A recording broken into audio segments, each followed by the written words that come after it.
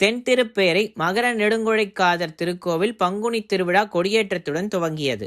தூத்துக்குடி மாவட்டத்தில் பிரசித்தி பெற்ற நவ திருப்பதிகளில் 7வது ஸ்தலமாக தென்திருப்பேரை மகர நெடுங்குழைக்காதர் திருக்கோவில் அமைந்துள்ளது. இங்கு மூலவர் மகர நெடுங்குழைக்காதன் குழைக்காத நாச்சியார் தென்திருப்பேரை நாச்சியார்களுடன் அருள்பாலிக்கின்றார். இந்த திருக்கோயிலில் ஆண்டுதோறும் பங்குனி திருவிழா வெகு விமரிசையாக நடைபெறுவது வழக்கம். அதன்படி இந்த ஆண்டிற்கான பங்குனி திருவிழா இன்று கொடியேற்றத்துடன் துவங்கியது. இதற்காக அதிகாலை நடை திறக்கப்பட்டு 4 மணிக்கு விஸ்வரூப தரிசனமும், 5:30 மணிக்கு நித்தியபடி பூஜையும், 6:15 மணிக்கு கொடிப்பட்டம் மாட வீதி சுற்றி வந்தது.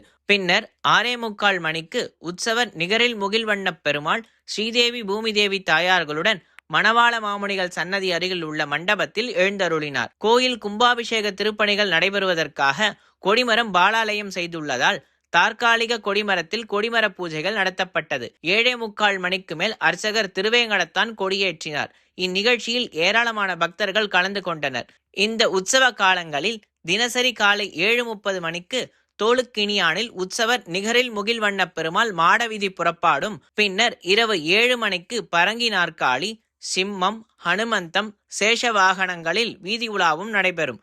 வருகின்ற ஏப்ரல் 5ஆம் தேதி கருட சேவை நிகழ்ச்சி நடைபெறவிருக்கின்றது. சிகர நிகழ்ச்சியாக தேரோட்டம் வரும் ஏப்ரல் 9ஆம் தேதி நடைபெறவிருக்கின்றது. விழா ஏற்பாடுகளை கோவில் நிர்வாகம் மற்றும் பக்தர்கள் செய்து வருகின்றனர்.